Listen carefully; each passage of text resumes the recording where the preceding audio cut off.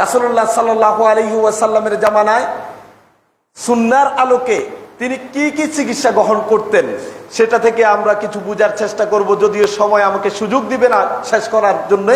তার এক নম্বর হলো, রাসূল সাল্লাল্লাহু আলাইহি ওয়াসাল্লাম যখনই অসুস্থ হতেন তখন তিনি জারফুক দিতেন কোরআন কারীমের আয়াতগুলি পাঠ করে, এবং রাসূল সাল্লাল্লাহু আলাইহি ওয়াসাল্লামের সুন্নায় প্রমাণিত বিশুদ্ধ দোয়াগুলি পাঠ করে তিনি জারফুকের মাধ্যমে নিজেও চিকিৎসা গ্রহণ করতেন এবং সাহাবায়ে কেরামকে চিকিৎসা নিতে বলতেন। আমাদের প্রতি এই নির্দেশনাটা আছে।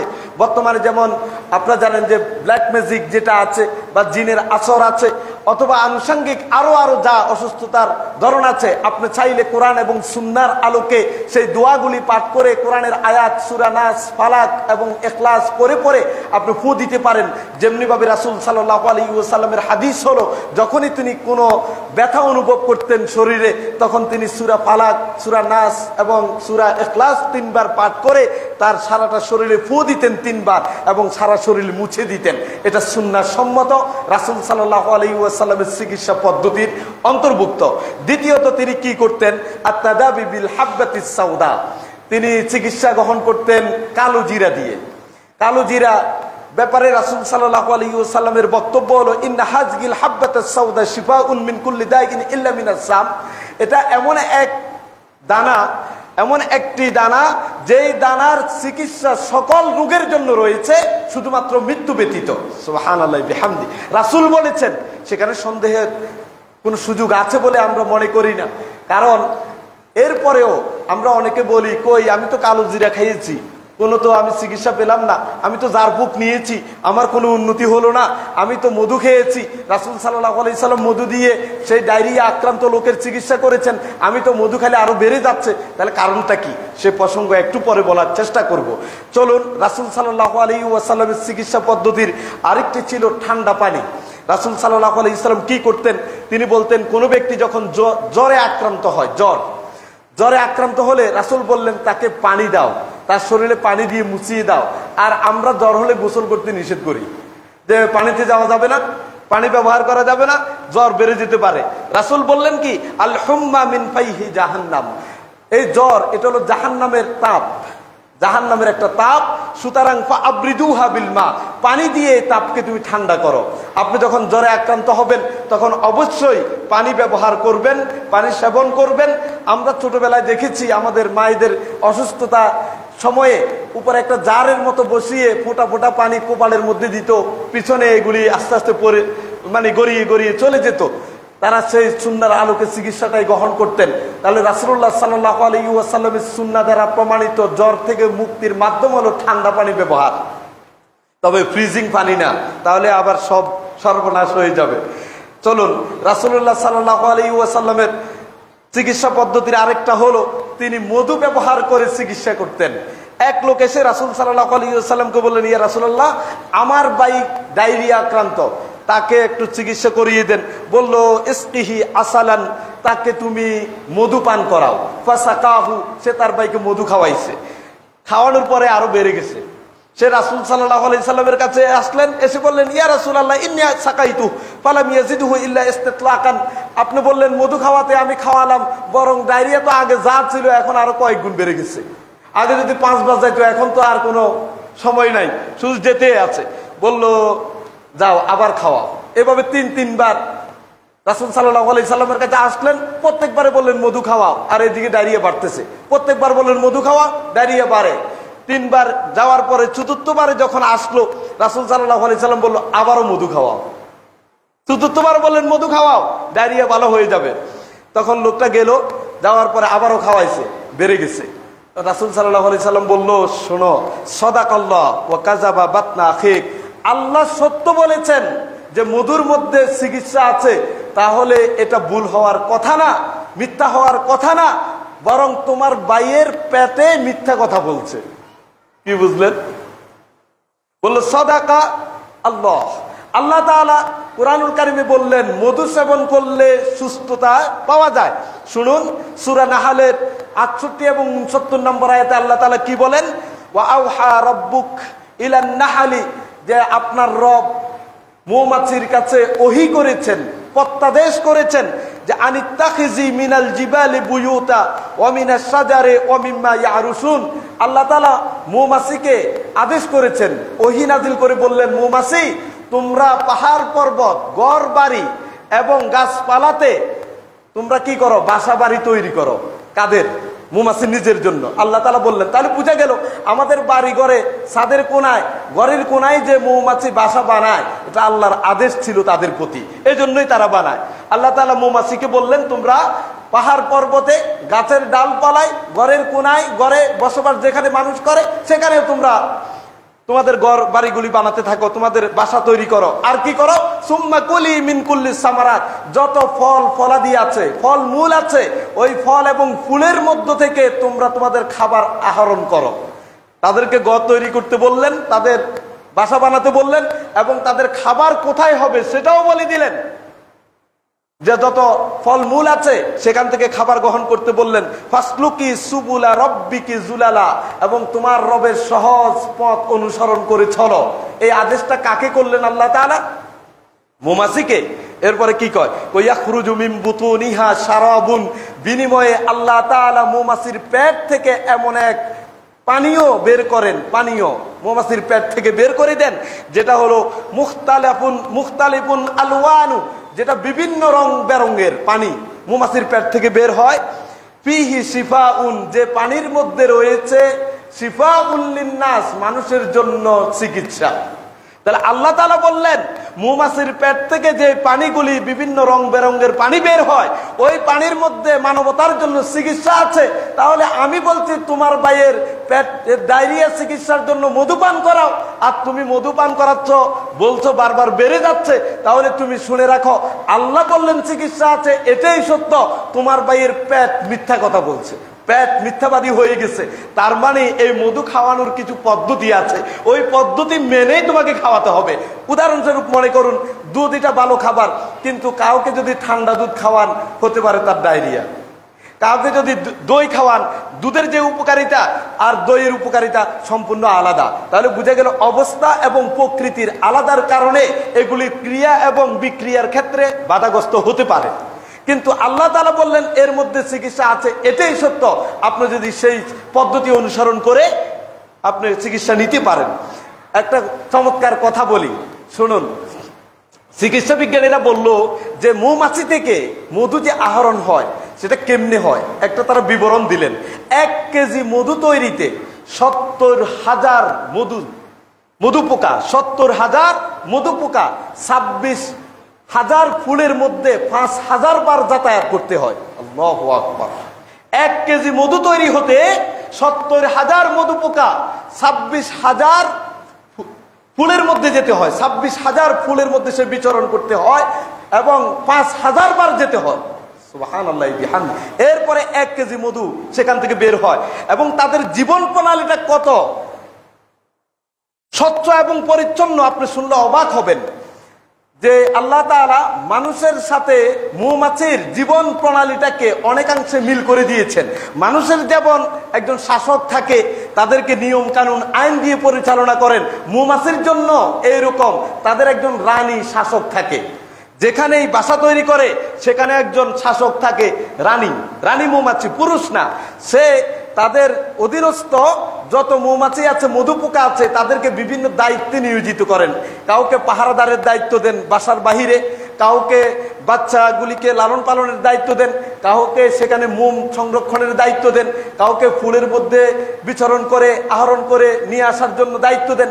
এভাবে বিভিন্ন দায়িত্ব পালনরত তাদের শাসকের অধীনে তারা কাজ করে।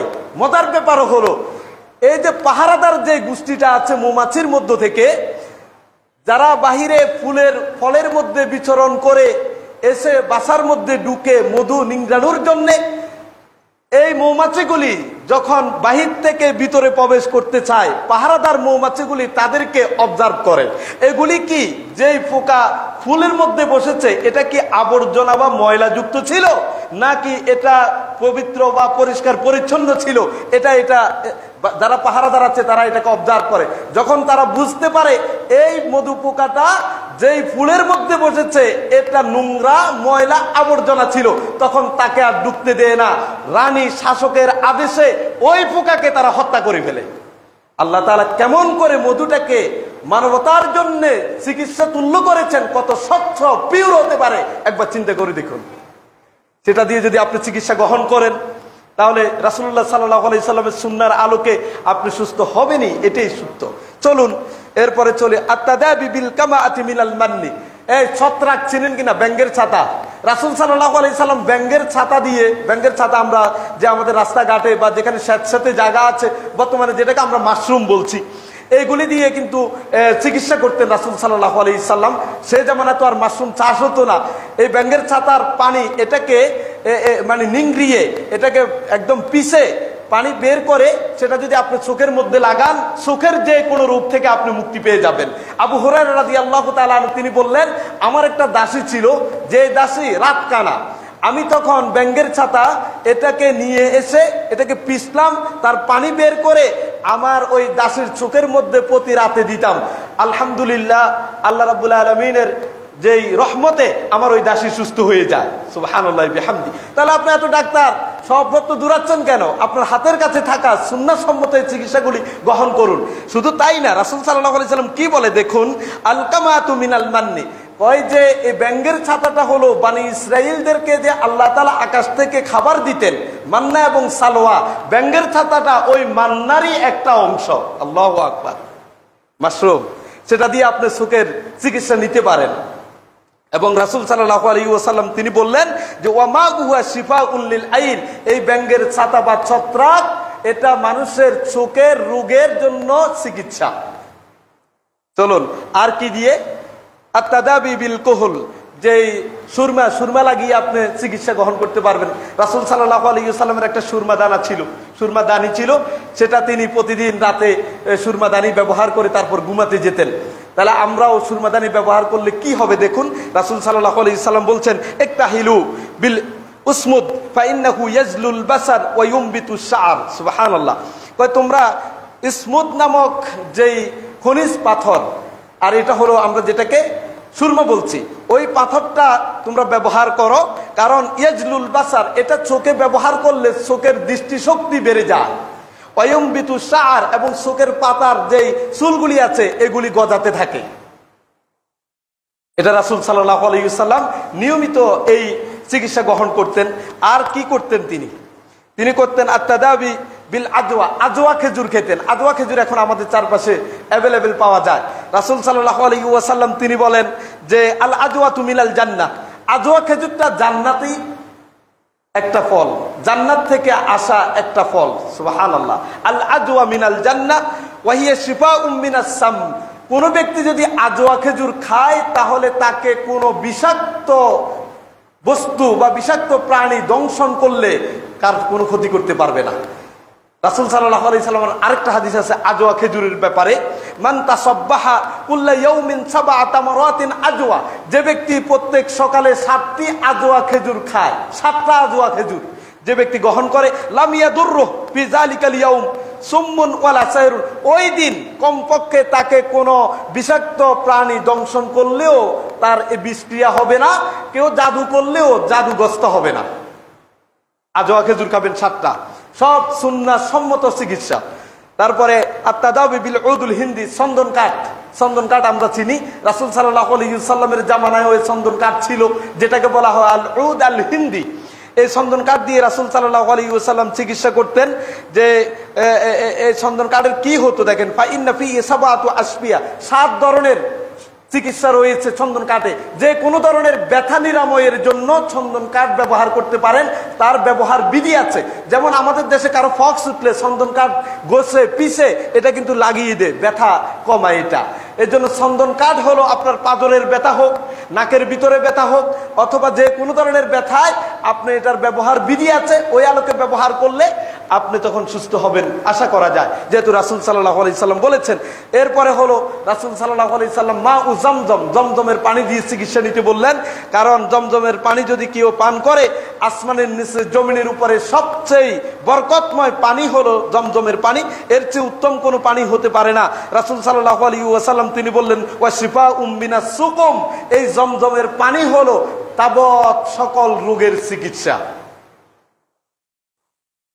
তারপরে লবণ দিয়ে চিকিৎসা নিতেন রাসূল সাল্লাল্লাহু আলাইহি সাল্লাম। আজগুবি মনে হচ্ছে, তাই না, যে যেগুলি আপনাদের কাছে শোনাচ্ছি, এত বড় বড় বিশেষজ্ঞ ডাক্তাররা শত শত হাজার হাজার টাকা ফি নিয়ে প্রেসক্রিপশন লেখে, সেখানে রাসূল সাল্লাল্লাহু আলাইহি সাল্লামের যুগে তো এই বিশেষজ্ঞ ডাক্তার সর্বমহলে ছিল না। তখন কিন্তু এই সকল সুন্নাহ আলোকে চিকিৎসায় সাহাবায়ে কেরাম গ্রহণ করতেন, সুস্থ হয়েছেন। আজকে আমাদের ঈমান তাওয়াক্কুল ওই পর্যায়ে না থাকার কারণে, অথবা সেই ব্যবস্থাপনার পদ্ধতিগুলি যথাযথভাবে আমরা অনুসরণ না করার কারণে হচ্ছে না। একটা কথা বলেই শেষ করব, শুনুন। আলী রাদিয়াল্লাহু তাআলা আনহু থেকে বর্ণিত, রাসূল সাল্লাল্লাহু আলাইহি সাল্লাম বলেন যে একবার রাসূল সাল্লাল্লাহু আলাইহি সাল্লাম রাতের বেলা নামাজ পড়তেছিল।